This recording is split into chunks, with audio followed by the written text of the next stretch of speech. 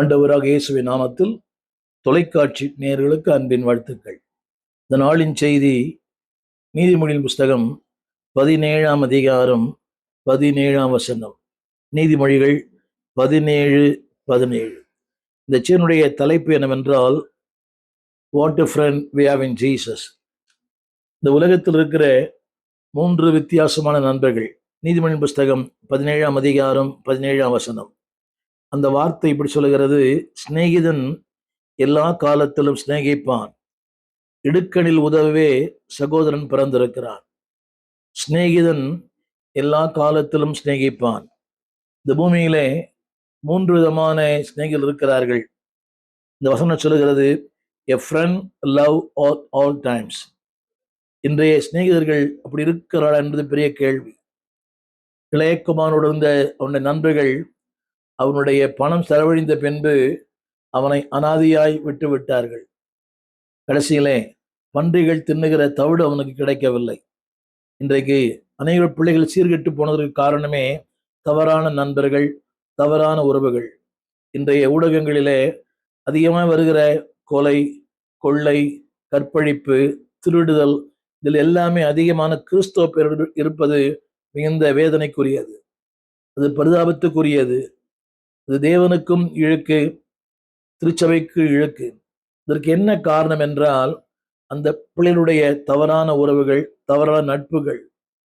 என்னை கேட்டுக்கொண்டிருக்கிற அன்பு தேவ பிள்ளைகளே, உங்கள் பிள்ளைகள் யாரோடு பழகுகிறார்கள், எப்படிப்பட்ட நண்பரோடு பழகுகிறார்கள்? எல்லாரும் இப்படி சொல்றாங்க. இப்போ பொதுவா அவன் கிறிஸ்தவ பையன்தான், பரவாயில்லை. கிறிஸ்தவ பிள்ளை எல்லாரும் நல்லவன் என்று சொல்ல முடியாது. இந்த உலகத்துல வருகிற பல பெயர்கள் எல்லாமே கிறிஸ்தவ பெயர்கள் தான். நீங்கள் பார்த்திருப்பீர்கள், இந்த கொலை, கொள்ளை எல்லாமே. அப்படியானால் கிறிஸ்துவ குடும்பத்துல பிறப்பதனால ஒரு நல்லவனா இருக்க வேண்டும் என்கிற அவசியம் இல்லை. கொஞ்சம் நீங்க தப்பா புரிஞ்சக்கூடாது. நல்ல போதனை, நல்ல பெற்றோர், நல்ல உபதேசம், நல்ல ஒரு சபை, இது இருந்தால் இருந்துமே இன்றைக்கு பிள்ளைகள் தறிக்கெட்டு வாழ்கிறார்கள். நல்ல சபை, நல்ல போதகர்கள், ஜெபிக்கிற தாய் தகப்பன்மார்கள், ஆனாலும் பிள்ளைகளோட வாழ்க்கை இன்றைக்கு மோசமா இருக்கிறது. எனவே இந்த வார்த்தையை படிக்க கேளுங்கள். சிநேகிதன் எல்லா காலங்களிலும் சிநேகிப்பான், இருந்தாலும் இல்லாவிட்டாலும், வாழ்விலும் தாழ்விலும், இன்பத்திலும் துன்பத்திலும்.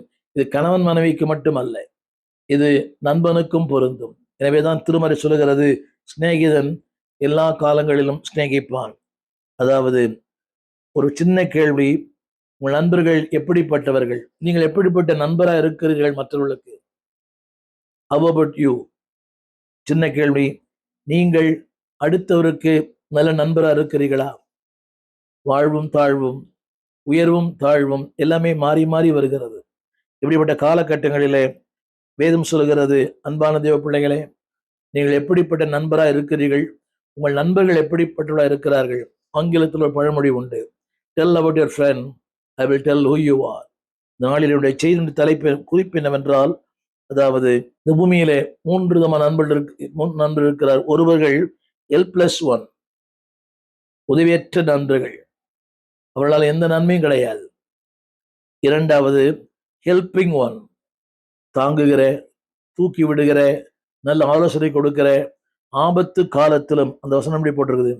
ஆபத்து காலங்களில கூட they stand together, they walk together, they sharing together. அப்படி நண்பர்கள் இருக்கிறார்கள். முதல் நண்பர்கள் L+1, இரண்டாவது நண்பர்கள் ஹெல்பிங் ஒன், மூன்றாவது நண்பர் ஹீலிங் ஒன், உதவி செய்கிற ஒரு ஆண்டவர். இந்த நாளிலே அந்த L+1, மார்க்கு சுவிசேஷம் 2ஆம் அதிகாரம் 1 முதல் 12 வசனங்கள் வரை, இதை பலமுறை நீங்கள் படித்திருக்கலாம். பல தேவ மனிதர்கள் அதை குறித்து நீங்கள் பேசியிருக்கலாம். இந்த நாளிலே என்னுடைய செய்தி என்னவென்றால், இங்கே ஒரு மனிதனை நாம் பார்க்கிறோம். மார்க்கு சுவிசேஷம் 2ஆம் அதிகாரம் 1 முதல் 12 வசனங்கள் வரை. அங்கே முதலாவது உதவியற்ற ஒரு மனிதன். அங்கே ஒரு வசனம் போட்டப்பட்டிருக்குது. அதாவது 3ஆம் வசனத்துல 4 பேர் ஒரு திமிர்வாதக்காரனை சுமந்து கொண்டு வந்தார்கள். அவனுடைய நிலைமை என்னவென்றால், அவன் திமிர்வாதக்காரன். எவ்வளவு நாட்கள் தெரியாது, ஆனால் அவன் வாழ்க்கையிலே முழுமையாய் அவன் பாதிக்கப்பட்டவன், செயல்பட முடியாதவன். திரும்ப சொல்லுகிறேன், தனக்குத்தானே உதவி செய்து கொள்ள முடியாதவன், unable to help himself.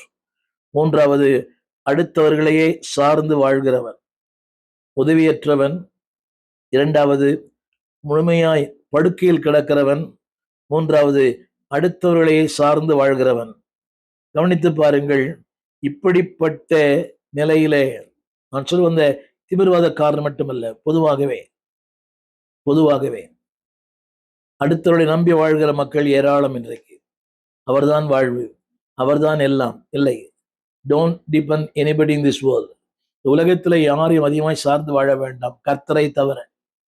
அது யாரு வேண்டுமா இருக்கலாம், கணவனாய் இருக்கலாம், நல்லது, கணவன் நல்லது, மனைவி நல்லது, பிள்ளைகள் நல்லது, ஆனால் என் சார்புடன் கர்த்தர்.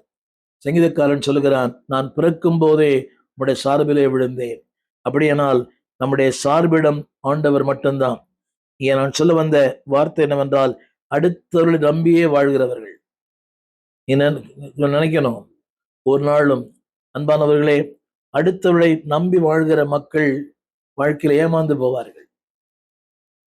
நாம் துணை என சொன்னவர்கள் நம்மை நட்டாற்றில் விட்டு விடுவார்கள். இவர் மாத்திரமே நம்மை கைவிடாத கர்த்தர். முதல் குறிப்பு, L+1, உதவியற்ற ஒரு மனிதன். கவனியுங்கள், ஒரு சின்ன கேள்வி. உங்களுக்கு ஒரு தெரிந்து கொள்ள இருக்கிறது, தெரிந்து கொள்ளுதல். நீங்கள் யாரை நண்பராய் தெரிந்து கொள்கிறீர்கள்? Your choice is there. இன்னைக்கும் இந்த பூமியிலே அதிகமான கோடிக்கணக்கான பேர் உதவி இல்லாமல், நம்பிக்கை இல்லாமல் யாராகிலும் செய்ய மாட்டார்களா? இன்றைக்கு நம்பிக்கை இல்லாத மனிதனுக்கு நம்பிக்கை கொடுக்கிற ஒருவர் ஆண்டவர் இயேசு மட்டும்தான். நான் திமிர்வாதக்காரன் சொல்லும் போது, இவன் செயல்பட முடியாதவன், நம்பிக்கை இல்லாதவன். அவனுக்கு தன்மையிலே அவனுக்கு ஒரு விரக்தி. ஏன் வாழ்கிறேன், எதற்காக வாழ்கிறேன்? இந்த காலையிலே ஒரு தொலைபேசி அழைப்பு. ஒரு நண்பர் 5 ஆண்டுகளாக வாழ்க்கையின் விரக்தியிலே இருக்கிறார். இவனும் வாழ்க்கையில் விரக்தியில் இருந்தவன் தான். ஆனால் அப்படிப்பட்டவனை ஏதும் சொல்லுகிறது, ஒரு 4 பேர் தேடி வந்தார்கள். அந்த வசனம் சொல்லுகிறது, அந்த திமிர்வாதக்கார அப்பொழுது 4 பேர். நன்றாய் கவனிக்க வேண்டும். பலமுறை சண்டே ஸ்கூல்ல படித்த பாடம் தான். அதாவது ஹெல்பிங் ஒன்ஸ், உதவி செய்கிற மக்கள். இன்றைக்கு நம்முடைய இயலாமையை சுட்டி காட்டி, அதை பரியாசம் பண்ணி, அதை கேலி பண்ணி, அதை புது வழியிலே நம்மை வெட்கப்படுத்துகிற மக்கள் ஏராளம். கைகுட்டி சிரிக்கிற மக்கள் ஏராளம். இதுதான் இந்த உலகம். ஆனால் இந்த வார்த்தை சொல்கிறது, கவனியுங்கள், அவர்கள் நண்பன், தன் நண்பனுக்கு இப்படி நேர்ந்து விட்டதே என்று ஒரு 4 பேர் முன் வந்தார்கள். அப்படிப்பட்ட நண்பர்கள் உலகத்தில் இருப்பது மிக கடினம். இங்கே சில குறிப்புகளை சொல்ல விரும்புகிறேன்.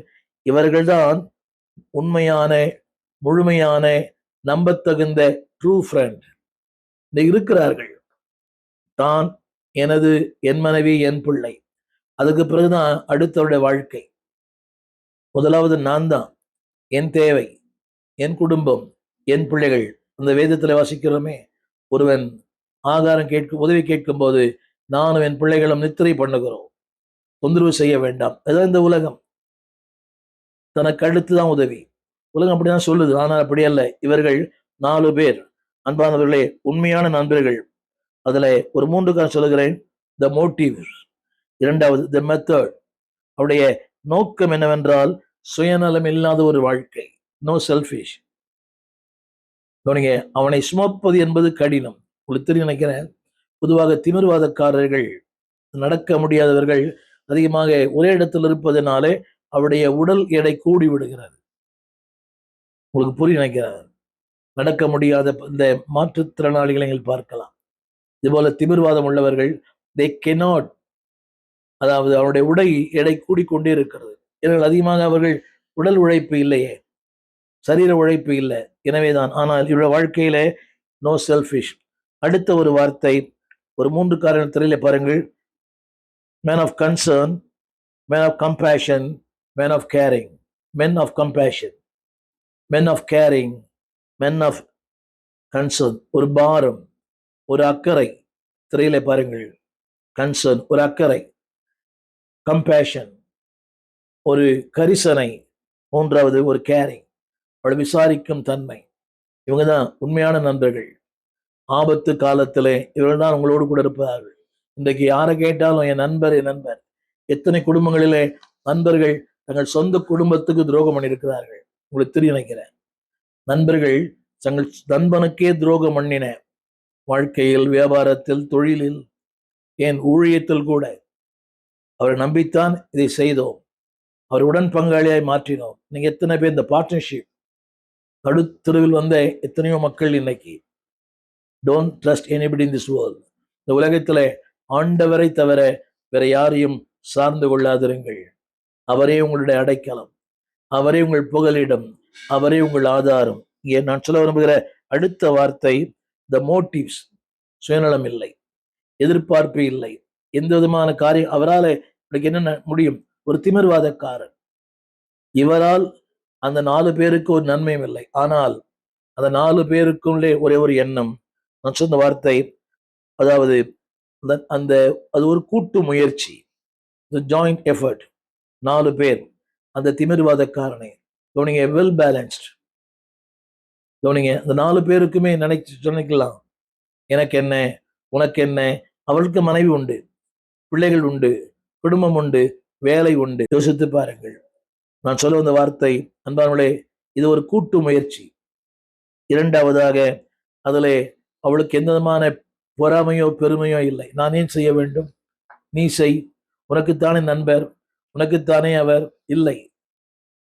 இன்றைக்கு அநேக ஊழியங்களில் கூட பாருங்க, நான் ஏன் செய்யணும், நான் எதுக்கு செய்யணும், அவர் தானே போதகருக்கு ரொம்ப நெருக்கமானவர், போதகர் அவர் சொல்லதானே கேட்கிறார், அவர் சொன்னதானே செய்கிறார், அவர் செய்யட்டுமே. ஒரு பொறாமையின் ஆவி அவளுக்குள்ளே. No jealousy. அதாவது இரண்டாவது, எ ஸ்பிரிட் ஆஃப் கோஆபரேஷன். மூன்றாவது, ஒவ்வொருவருமே 4 பேர் 4 கார்னர். நீங்க கற்பனை பண்ணி பார்க்கணும்.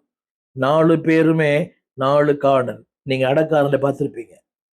அன்பு தேவ பிள்ளையே, தன்னுடைய கருத்து என்னவென்றால், இதுல ஒருவர் தோற்று போனாலும் கவனிங்கள், காரியம் நடக்காது, காயம்தான் படும். நான் சொன்ன காரியம் ஒருவருடைய பகுதியிலே உங்களுக்கு கற்பனை பண்ணி பாருங்க. சுமக்கிறவர்கள் ஒரு விட்டு விட்டால் அவருடைய நிலைமை பரிதாபம் தான். என் அன்பு தேவ பிள்ளையே, கர்த்தர் உனக்கென்று ஒரு உதவி செய்கிற வரத்தை கொடுத்திருக்கிறார். God has made you as a helping man. கவனிங்கள், அவர் செய்வார், இவர் செய்வார் இல்லை, உங்கள் பகுதியை நீங்கள் சரியாய் செய்யுங்கள். நான் சொல்ல அந்த வார்த்தை, அதாவது எல்லாருக்குள்ளுமே அந்த ஒரு மனம், ஏக சிந்தை. அதாவது the work is cooperative. ஊழியங்களை கூட இன்னைக்கு பலதரப்பட்ட ஊழியங்கள் இருக்கிறது. ஒரு ஆடியோ போடுறார், ஒருத்தர் வீடியோ போடுறார், ஒருத்தர் இசைக்கறி வாசிக்கிறார், ஒருத்தர் பாடல் பாடுகிறார், ஒருத்தர் ஆன்லைன்ல அதை ஆன்லைன் பண்றார். இதில் யார் பெரியவர்கள்? யாரும் அல்ல. பிரசங்கி யாரும் பெரியவர் அல்ல. நான் இந்த ஊடகத்துல பேசுகிறவே, இது ஒரு கூட்டு முயற்சி. ஒருவர் ஒளிப்பதிவு செய்கிறார், இன்னொரு எடிட் செய்கிறார், இன்னொருவர் அதை சேனலுக்கு அனுப்புகிறார். அப்படியானால் அன்பு தேவ பிள்ளைகளே, ஊழியம், குடும்பம் கூட ஒரு கூட்டு முயற்சி. நான் ஏன் பண்ணணும்? இந்த ஆவி கணவனுக்குள்ள மனைவிக்குள்ள நான் ஏன் பண்ணணும்? இல்லை. அன்பு தேவ பிள்ளைகளே, அதாவது பி எ ஹெல்பிங் ஒன். கணவனா இருக்கலாம், உதவி செய்கிற கணவனாய். மனைவியா இருக்கலாம், உதவி செய்கிற மனைவியாய். பிள்ளைகளா இருக்கலாம், உதவி செய்கிற பிள்ளைகளாய். திருச்சபை விசுவாசிகள் உதவி செய்கிற விசுவாசிகளாய். எனக்கு என்ன? சில பேர் இந்த ஆமேன்னு சொன்ன அடுத்த நிமிஷம் வீடு தீப்பற்றி எரிவது போல அவள் ஓட, அவள் பின்னால் போதகர் ஓட. ஒரு சின்ன கேள்வி கேட்கிறேன்.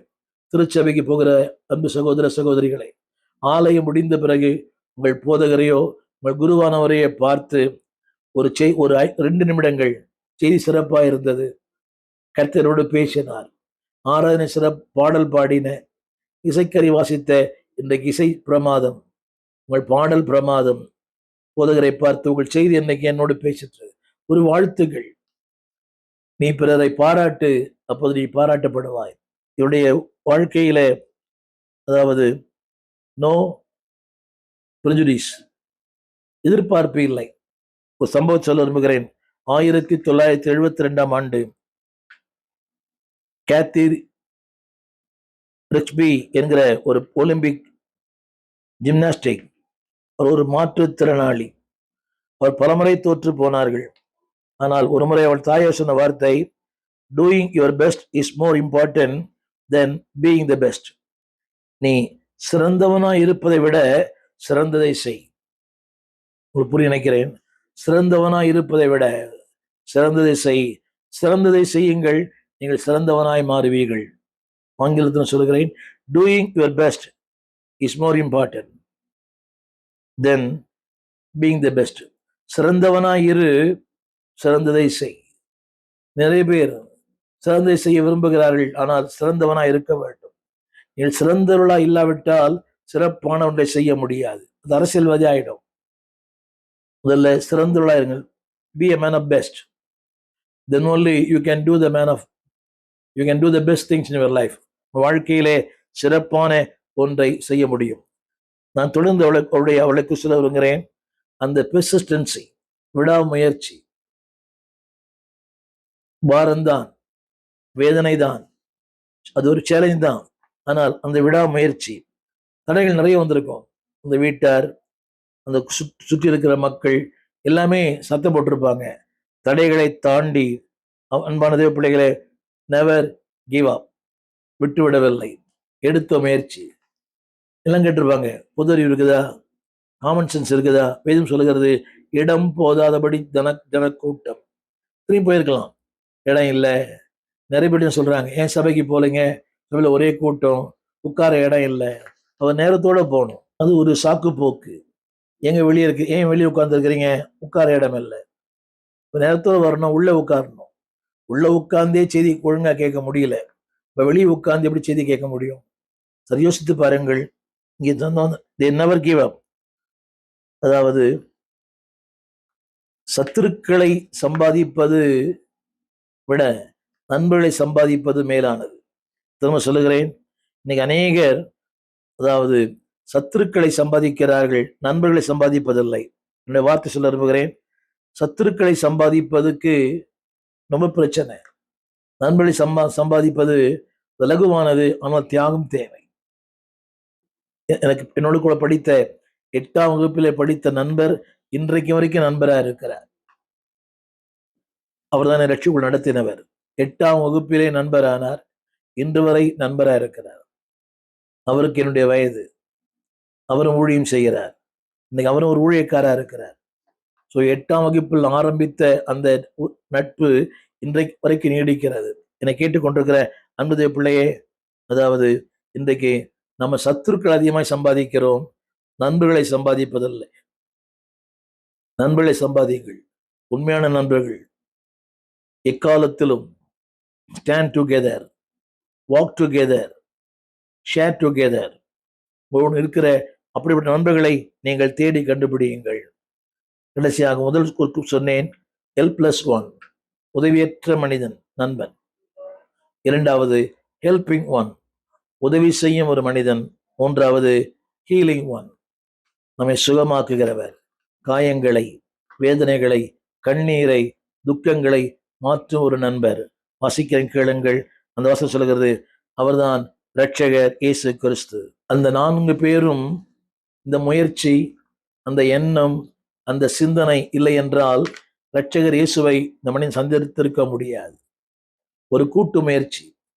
கவனிங்கள், அந்த மனிதன் செயல்பட முடியாத மனிதன் செயல்படுத்தும் ஒரு தேவனை சந்தித்தான். அந்த செயல்படுத்துகிற தேவனை சந்திப்பதற்கு 4 பேர் தேவை. கோடிக்கணக்கான மக்கள் வாழ்கிற இந்த பரந்த இந்தியாவிலே செயல்படாத மக்கள் ஏராளம் இருக்கிறார்கள். வலது கைக்கும் இடது கைக்கும் வித்தியாசம் தெரியாத கோடிக்கணக்கான ஜனங்கள் இன்றைக்கு நம்மை சுற்றி, நம்முடைய வீட்டிலே, நம்முடைய உறவுகளிலே, நம்முடைய வட்டத்திலே, நம்முடைய அலுவலகத்திலே, வேலை செய்யும் ஸ்தலத்திலே நம்மை சுற்றி இருக்கிறார்கள். ஒரு சின்ன கேள்வி, what kind of friend you are? அப்படிப்பட்ட செயல்பட முடியாத மக்களை செயல்படுத்தும் தேவனிடத்திலே கொண்டு போய் விடுகிற ஒரு பெரிய பொறுப்பு உங்களுக்கும் எனக்கும் உண்டு.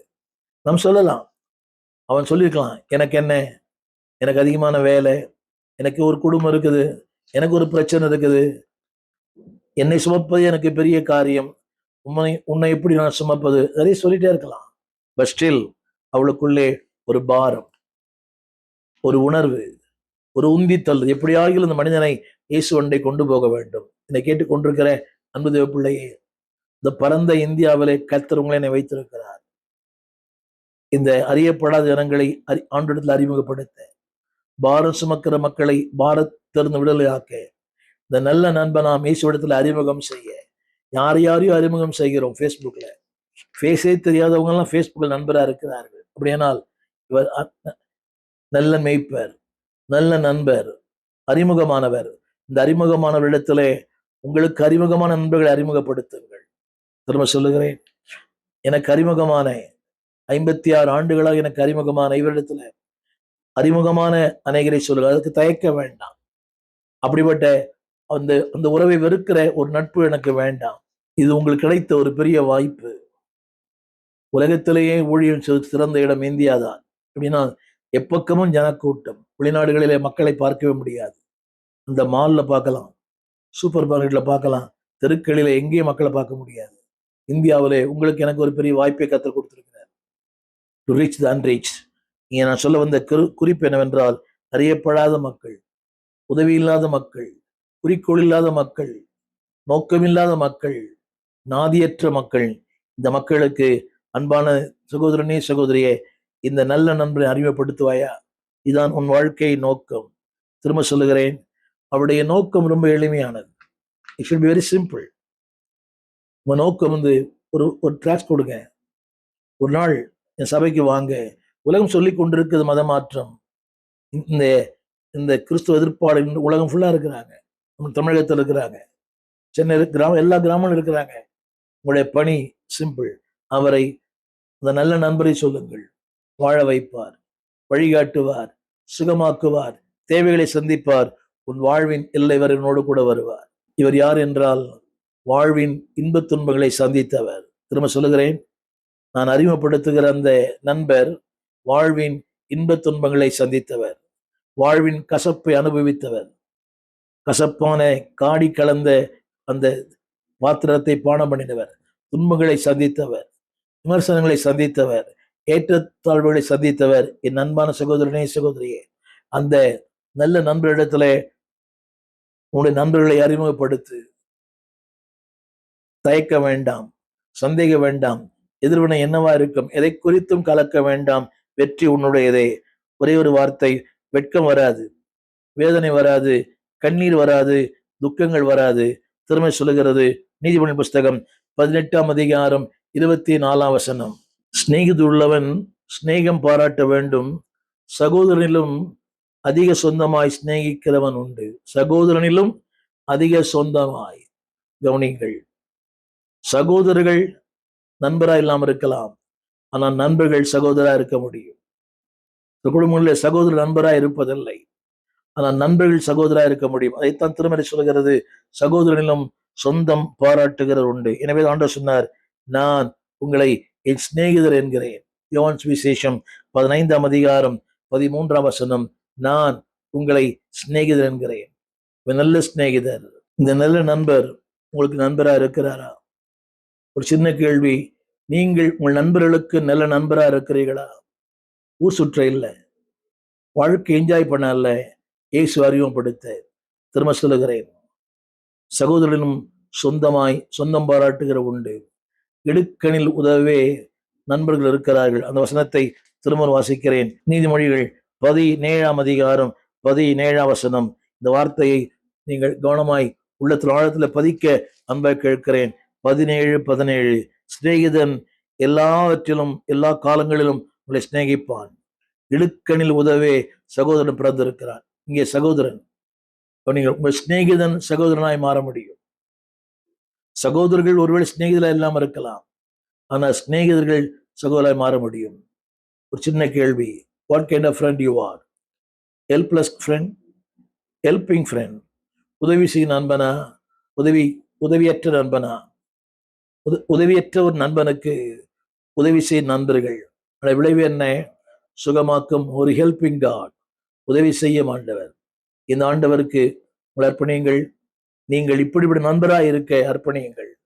கேரிங், கம்பேஷன், அந்த அப்படிப்பட்ட ஒரு அக்கறை உள்ளவர்களாய், விசாரிக்கிறவர்களாய், கன்சர்ன், அப்படிப்பட்ட இதயம் உள்ளவர்களாய் நீங்கள் வாழ உங்களுக்காக ஜெபிக்கிறேன்.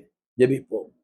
வானத்தையும் பூமியையும் படைத்த நல்ல ஆண்டவரே, இந்த அருமையான வேலைக்காக நன்றியோடு துதிக்கிறோம். இந்த மாலை வேளையிலேயும் ஆண்டவரே, உன்னுடைய சன்னிதானத்தில் நோக்கி பார்க்கிறோம். செய்தி கேட்கிற ஒருடைய வாழ்க்கையிலையும் யாரெல்லாம் உதவி இல்லாமல் இருக்கிறார்களோ, நாதியற்று இருக்கிறார்களோ, ஆண்டவர் யார் எனக்கு உதவி செய்வார் என்று காத்திருக்கிறவாளோ அவளுக்கெல்லாம் நல்ல நண்பராயிருங்க. நல்ல நண்பராய் நாங்கள் மாற சுமக்கிறவர்களாய், நம்பிக்கை கொடுக்கிறவர்களாய், ஜீவன் கொடுக்கிறவர்களாய், ஆண்டவரே நம்பிக்கையற்ற மக்களுக்கு நம்பிக்கை ஊட்டுகிற பிள்ளைகளாய் எங்களை மாற்றும். உங்களுடைய அன்பின் கரங்களிலே எங்களை தாழ்த்தி ஒப்புக் கொடுக்கிறோம். தகப்பனே, உங்களுடைய தெய்வீக பிரசன்னத்தினால் நிரப்புங்க. நல்ல நண்பர்களாய், அந்த நல்ல நண்பனுக்கு நல்ல நண்பர்களாய் வாழ உதவி செய்யும். நம்பிக்கை இல்லாத கோடிக்கணக்கான பேரை நல்ல நண்பரிடத்துல கொண்டு சேர்க்க எங்க உதவி செய்யுங்க. Not a helpless friend, but helping friend. உதவியற்ற நண்பனாய் அல்ல, உதவி செய்யும் நண்பனாய், நல்ல எபினேசராய் நடத்தி வந்தீரே. அதை நடத்தி வந்த ஆண்டவருக்கு அநேகரை, உதவியற்ற அநேகரை உங்களிடத்தில் நடத்த எங்களுக்கு கிருபை தாரும், பலன் தாரும். அந்த அபிஷேகத்தை எங்களுக்கு தாரும், ஞானமுள்ள இதயத்தை எங்களுக்கு தாரும், நடத்தும். இயேசுவின் நாமத்தில் வேண்டிக் கொள்ளுகிறோம் நல்ல பிதாவே, ஆமென். நல்ல எபினேசராய் உங்களை நடத்தி வந்தவர் உங்கள் மூலமாய் நடத்த விரும்புகிறார். உதவியற்ற மக்களுக்கு, செயல்படாத மக்களுக்கு துணிந்து செயல்படுங்கள். நீங்கள் பேர் சொல்லப்படுவீர்கள். சரித்திரத்தின் சாதனையாளராய் நீங்கள் மாறுவீர்கள். ஆமேன். God bless you. நிகழ்ச்சி குறித்த உங்கள் கருத்துக்களை எங்களோடு பகிர்ந்து கொள்ளுங்கள். இந்த ஊடகத்தில், இந்த யூடியூபில் ஏறக்குறைய ஒரு 12,000 பிரசங்கள் இருக்கிறது. கேளுங்கள், அடுத்தவர்களை கேட்க செய்யுங்கள். God bless you. அப்பா வீட்டில் எப்போதும் சந்தோஷமே, ஆடலும் பாடலும் இங்குதானே. சத்தத்தை உயர்த்தி பாடுவோமா? ஆடுவோம், கொண்டாடுவோம், மகிழ்ச்சியா பாடுங்க. நடனம் ஆடுவோம், ஆடுவோம், பாடுவோம், நடனம் ஆடுவோம். அல்லேலூயா, ஆனந்தமே எல்லையில்லா. அல்லேலூயா, ஆனந்தமே எல்லையில்லா. பேரின்பமே அப்பா வீட்டில் எப்போதும். நம்ம அப்பா வீட்டில் எப்போதும் சந்தோஷமே. காத்திருந்தார், கண்டு கொண்டார், கண்ணீரெல்லாம் துடைத்து விட்டார். என்னை கண்டெடுத்த தேவன் துடைத்து விட்டார். ஆடுவோம், கொண்டாடுவோம், பாடுவோம், நடனம் ஆடுவோம். ஹalleluya, அல்லேலூயா, ஆனந்தமே எல்லையில்லா. அல்லேலூயா, பேரின்பமே நம்ம அப்பா வீட்டில் எப்போதும் சந்தோஷமே. ஆடலும் பாடலும் இங்குதானே. நம்ம அப்பா வீட்டில் ஆடலும் பாடலும் இங்குதானே. பாவத்திலே மரித்திருந்தேன், புதிய மனுஷனாய் மாறிவிட்டேன். எத்தனை பேர் சொல்ல முடியும்? என்ன புதிய மனுஷனாய். ஆடுவோம், கொண்டாடுவோம், பாடுவோம், நடனம் ஆடுவோம். ஹalleluya, அல்லேலூயா, எல்லையில்லா. அல்லேலூயா, எல்லையில்லா. நம்ம அப்பா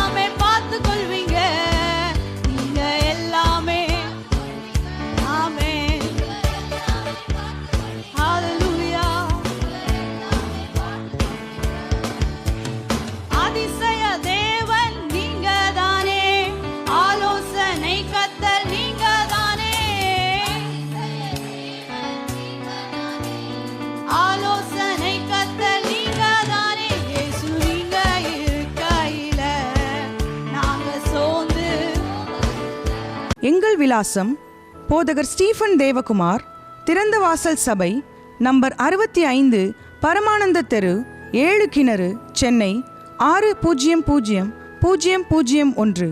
தொடர்புக்கு 9841839287. மேலும் 0444183330. எங்கள் மின்னஞ்சல் stephenopendor@gmail.com. எங்கள் தேவ செய்திகளை யூடியூப் சேனலில் பார்த்து பயனடையுங்கள். தேவன் உங்களை ஆசிர்வதிப்பாராக.